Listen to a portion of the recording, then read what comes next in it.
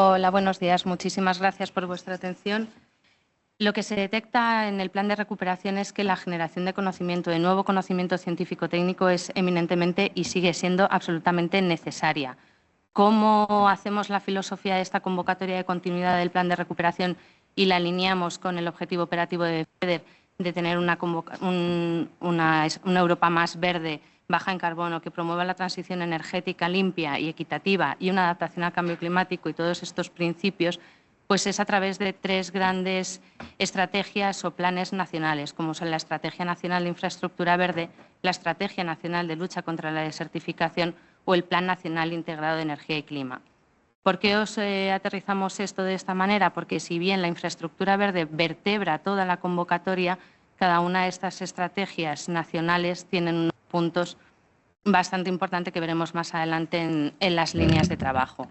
Entonces, lo que buscamos con la convocatoria es que se apoyar proyectos y programas que promuevan esta generación y aplicación del conocimiento científico para la toma de decisiones en la planificación y gestión del patrimonio natural, con especial foco en el desarrollo y gestión de la infraestructura verde que, como os decía, vertebra toda la convocatoria.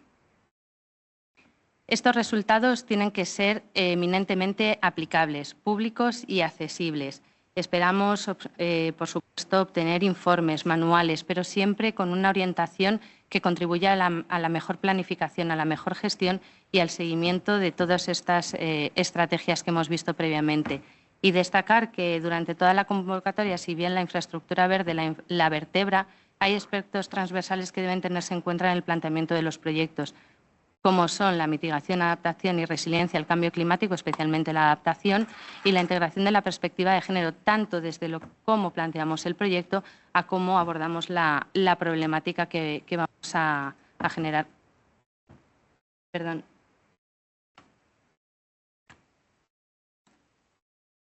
Vale, aterrizando lo que son los datos principales de la convocatoria y que, por supuesto, os recuerdo que tenéis un documento de preguntas frecuentes en el que se resuelven muchas de las grandes dudas que pueden surgir y la propia convocatoria creemos que es eminentemente práctica. La dotación de la convocatoria total es de casi 6 millones de euros, 3,8 de ayuda FEDER y los proyectos tendrán una duración máxima de 3 proyectos.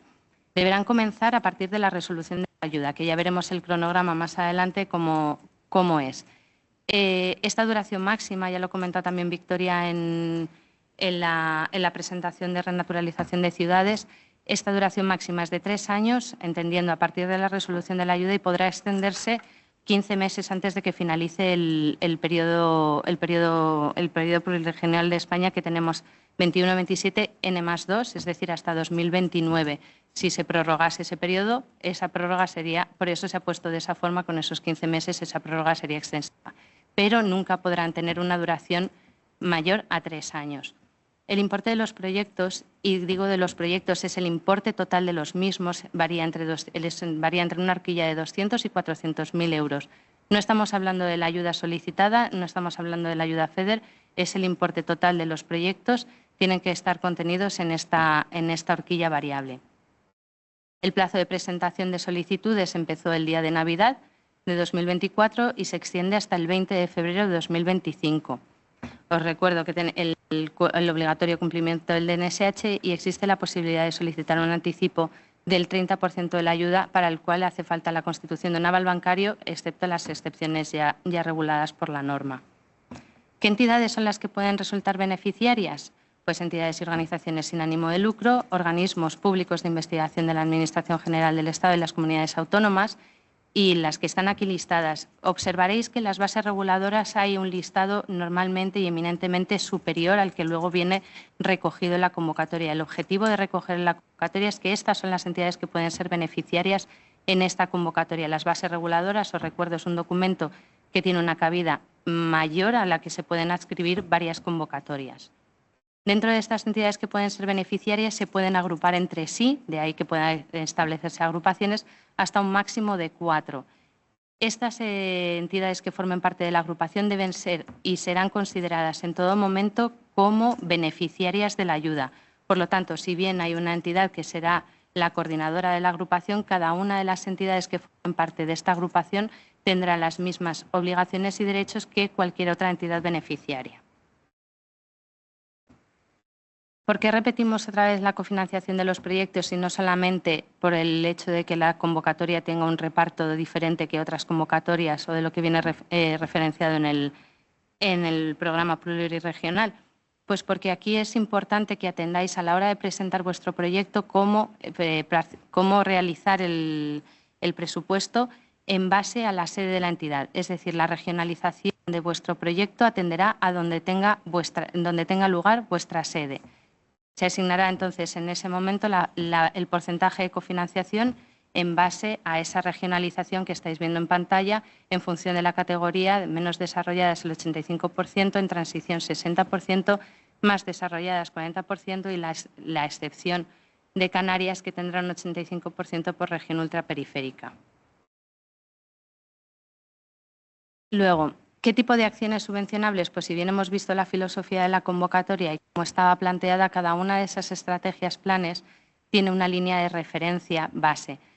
No me voy a entretener en contaros en qué consiste cada una de estas líneas, porque seguro que ya tenéis muchísimas ideas en mente de a dónde pueden encajar los proyectos en los que ya estáis trabajando o que queréis desarrollar, pero sí en que es importante que atendáis a que solo una propuesta por entidad puede presentarse siempre y cuando sea por línea de investigación. Es decir, una entidad puede presentar hasta 3 proyectos siempre y cuando sean a las 3 líneas diferentes al que estáis viendo en pantalla ahora mismo.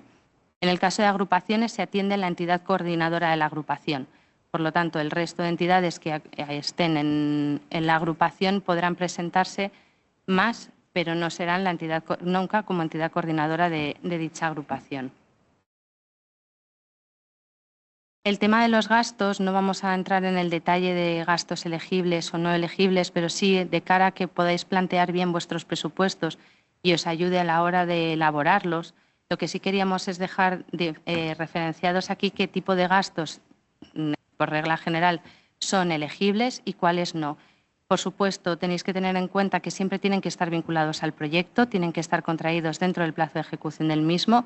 Cuando decimos sujetos a precio de mercado nos referimos a que, por favor, pidáis presupuestos a la hora de elaborar estos presupuestos, valga la redundancia, para que conozcamos y sepáis vosotros que también estáis atendiendo a dichos precios de mercado. Tienen que ser gastos referenciados a nombre de la entidad beneficiaria. Ya hemos visto que en el caso de agrupaciones las entidades que forman parte de la misma son beneficiarias y, por tanto, pueden ir esos gastos referenciados a nombre de estas entidades participantes de la agrupación y el IVA será financiable en función de cómo tenga cada uno su recuperación o compensación total o parcial establecida. Es muy importante que en caso de gastos no financiables, muchas veces, simplemente para que tengáis en cuenta a la hora, lo que os digo, de presentar el presupuesto, que estáis en esta fase inicial de presentación de solicitudes, los que no estén correctamente justificados no serán elegibles. Es importante que tengáis en cuenta también que el impuesto de personal sobre la renta, el IRPF, no será un gasto financiable. Por lo tanto, a la hora de plantear el presupuesto debéis de traer la parte proporcional del IRPF en el mismo. Se han extraído de aquí la adquisición de terrenos, los intereses de deuda y otros intereses bancarios que normalmente no están ya incluidos, pero para que lo tengáis también en cuenta. Y cuando hablamos de incentivos y pluses, acción social, esto habrá que verlo en mucho más detalle, pero para que tengáis en cuenta que siempre, tendiendo a que el gasto debe estar claramente vinculado con la ejecución del proyecto, todo aquel gasto asociado a personal que no esté claramente vinculado con el proyecto no podrá ser tenido en cuenta en la preparación del presupuesto. Cuando hablamos de reglas específicas de elegibilidad, es simplemente traeros aquí una muestra de aquellas cosas que ya están en la convocatoria, pero que queremos que tengáis un poco el ojo puesto sobre ellas. Igual que se ha planteado para la convocatoria de renaturalización de ciudades, aquí también, primero, el coste total de personal contratado para el proyecto es 100% financiable, y se exige y obliga en la propia convocatoria que haya un perfil con dedicación exclusiva al proyecto. El motivo, porque queremos garantizar que el proyecto realmente empiece, finalice, tenga esos resultados transferibles y no se pierda en personal que varía dentro de las propias entidades. En el caso de personal propio de la entidad que no tenga una designación del 100% porque sea personal propio, se podrá financiar hasta el 80% según la dedicación variable que pueda tener esta persona, cada una de estas personas. En viajes y manutención, insistiros en que tienen que estar claramente identificados y, por tanto, los tenéis que presupuestar antes con un poco de orientación a qué viajes van a ser realmente necesarios en la ejecución del proyecto. Las asistencias externas, destacaros solamente el tema de la subcontratación, que hay un máximo por convocatoria del 50% del coste total elegible del proyecto y que en caso de que haya un 20%, se vea un 20% de la ayuda y más de 60.000 euros, en ese caso tendréis que poneros en contacto con nosotros. Pero este tipo de cuestiones de detalle se lo contaremos, por supuesto, a las entidades beneficiarias en el lanzamiento de la convocatoria, en la que tendremos oportunidad de ahondar en todo este tipo de gastos, pero para que lo tengáis en cuenta a la hora de plantear vuestro proyecto. Las amortizaciones, alquileres y arrendamientos son financiables en base a los porcentajes correspondientes. Y luego el material fungible, por favor, prestad atención a qué realmente vais a necesitar para que lo podáis identificar en el presupuesto. Y en cuanto a gastos indirectos, será un máximo del 4% del coste total elegible sin necesidad de aportar una documentación adicional a la hora de justificación. Ahora simplemente tenéis que tener en cuenta este 4%. Entonces, una vez ya tenemos identificado nuestro presupuesto, tenemos identificada nuestra línea, tenemos identificado qué queremos hacer y cómo lo vamos a hacer económicamente, es hora de plasmarlo en los documentos que solicitamos. Cuando ponemos uso obligatorio de modelos, es que es uso obligatorio de modelos. El motivo es que la única forma de hacer una evaluación objetiva es que todo el mundo atienda a las características de dichos modelos, porque de otra forma se desvirtúa la información que se proporciona. Entonces, con esto garantizamos que la evaluación atiende a todos los requerimientos de transparencia y objetividad que son necesarios. Planteamos como documentación técnica, y es importante que conozcáis que no es subsanable, por lo tanto, a la hora de subir la documentación, a la hora de cumplimentarla, no hay oportunidad me falta información, quisiera cumplimentar más o quisiera añadir, son faltas no subsanables, por lo tanto, lo que entreguéis, entregado queda. Y luego la documentación administrativa, que si se detectan errores sí son subsanables. En el caso de la memoria técnica, quisiera destacar que tenéis hasta 10 actividades para trasladarnos toda la información que queráis que conozcamos del proyecto. Luego, la definición de resultados, hitos e indicadores es esencial y eminentemente deben orientarse hacia esa parte práctica. La atención a cuestiones transversales como el género y la adaptación a cambio climático no debéis despreocuparos de ellas porque también participan de esos criterios de evaluación que veremos un poco más adelante.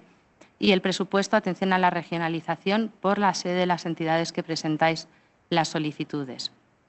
En recursos humanos hemos habilitado dos documentos, una parte más abreviada y un currículum vitae abreviado y la parte de recursos humanos con la dedicación que debéis atender a cada una de esas personas, en las que recordamos que hay una persona que debe estar obligatoriamente 100% asignada al proyecto.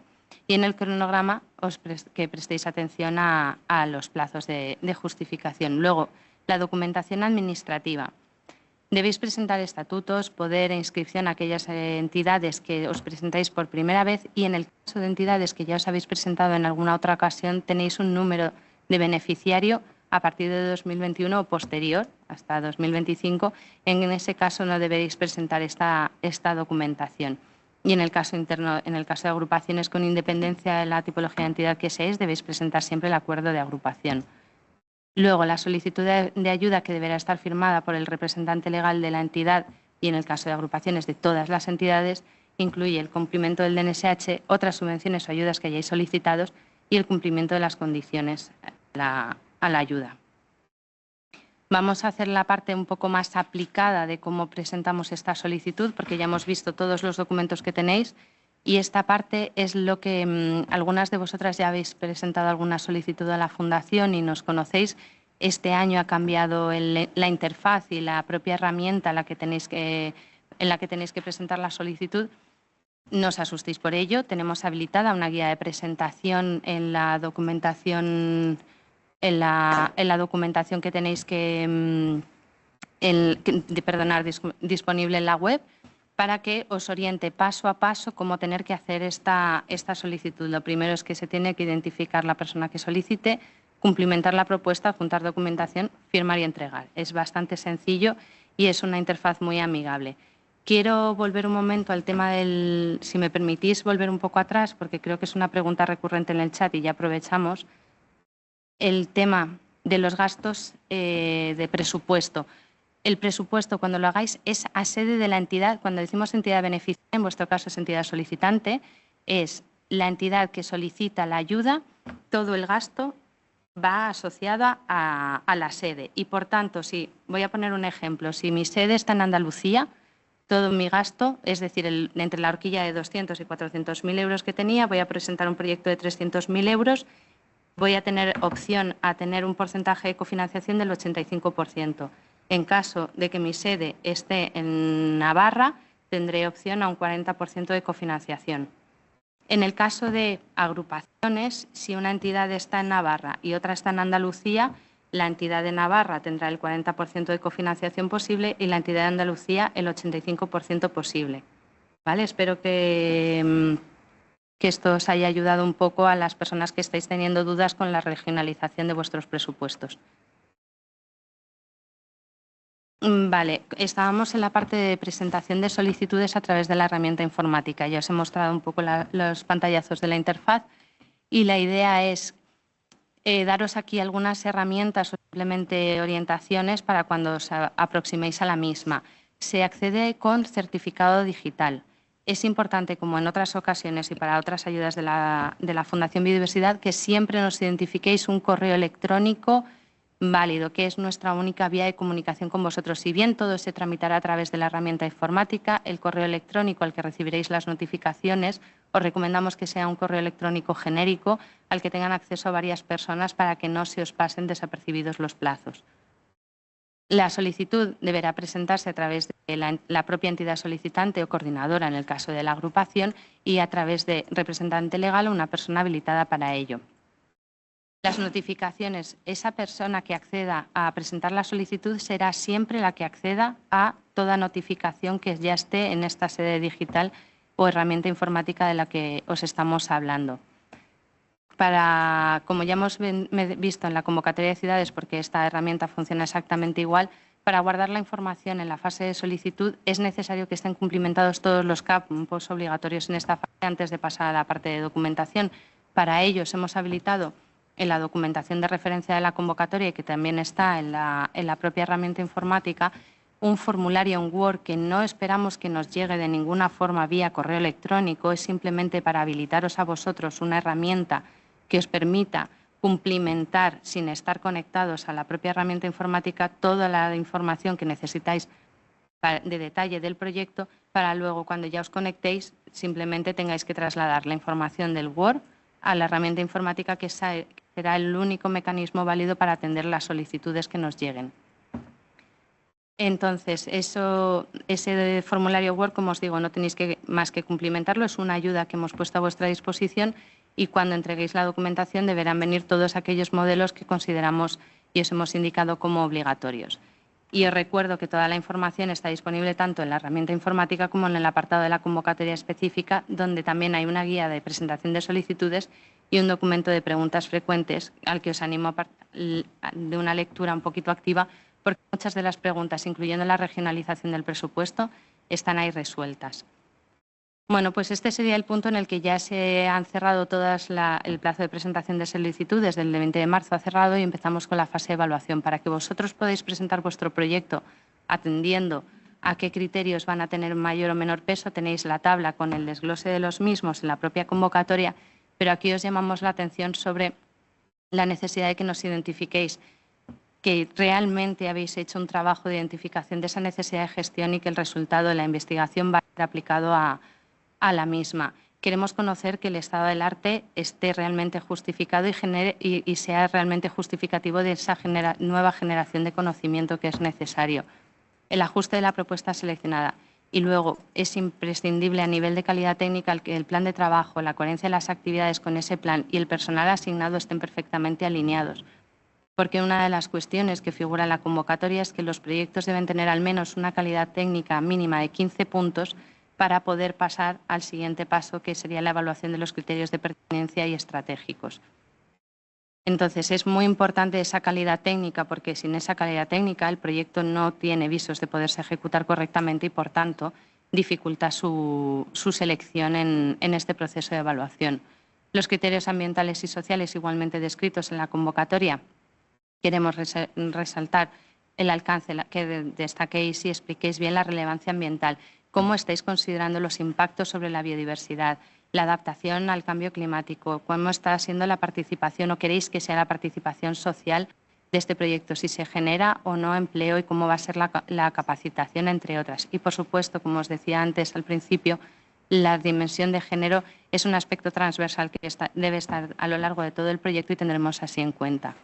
Y los criterios de permanencia estratégicos, ya os lo hemos dicho al principio de la presentación, es la filosofía de esta convocatoria y sus estrategias de referencia.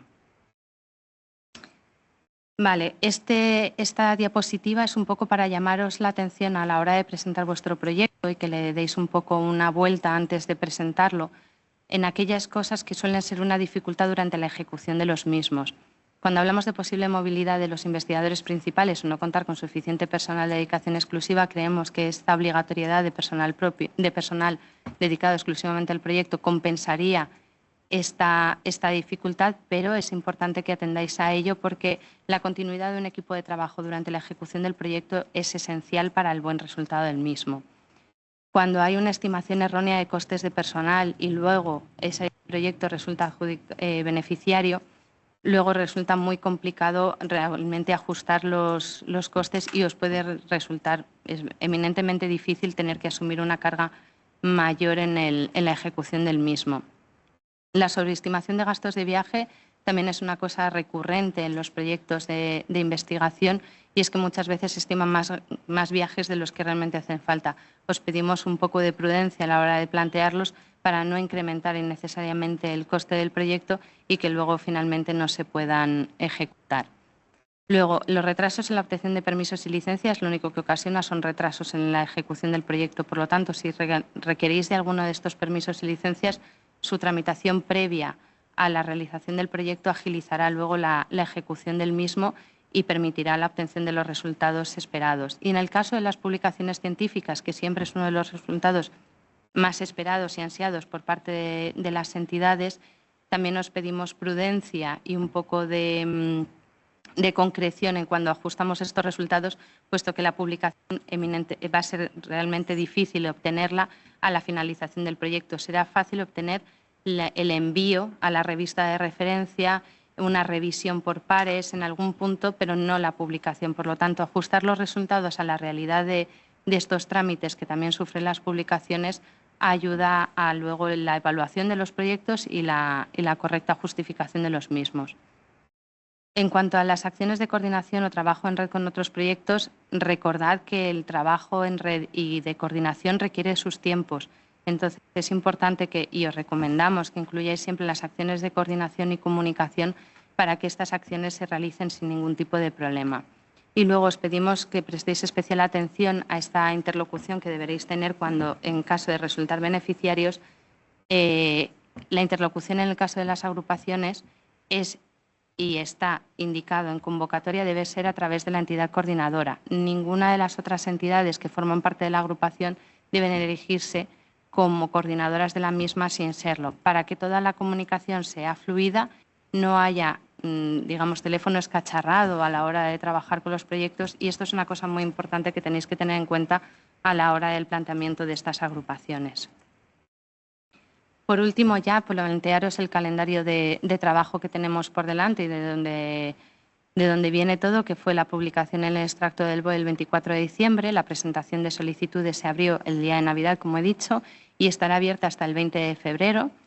La resolución será en agosto de 2025, pero intentaremos, y no debéis preocuparos por ello, es una fecha que es eminentemente complicada tanto para las entidades potencialmente beneficiarias como para nosotros. Haremos todo lo posible para que las comunicaciones se realicen en un plazo y en unas situaciones en las que todo el mundo tenga disponibilidad plena. También de ahí la recomendación a que ese correo electrónico que nos facilitáis de contacto sea genérico para que varias personas puedan hacerlo y en un periodo vacacional como es el de agosto o el de julio incluso puedan acceder al mismo varias personas y siempre estéis al tanto de nuestras notificaciones. Y la ejecución de los proyectos, una vez haya tenido lugar la resolución, podrá comenzar a partir de septiembre. Y recordamos que de momento estará abierto hasta el 30 de septiembre de 2028 ese periodo máximo de 3 años. En caso de que no hayamos podido resolver las dudas, no sé si hay un espacio para dudas generales, pero sí que me quisiera recordaros que disponemos del correo electrónico de proyectos@fundacionbiodiversidad.es para que nos trasladéis todas aquellas dudas que bien por el chat no han sido o no consideréis que han sido adecuadamente respondidas. Queréis más información o ya tenéis una idea de proyecto y tenéis dudas más concretas. Cualquier cuestión nos las podéis trasladar a este correo electrónico. Y nada, no me queda más que agradeceros a todos la asistencia, esperar que hayamos resuelto el mayor número de dudas posibles de esta convocatoria. Recuerdo que la presentación estará habilitada para que podáis acceder a la misma y que tenéis un documento de dudas frecuentes, la guía de presentación de solicitudes y todos aquellos documentos que esperamos que os sirvan de ayuda.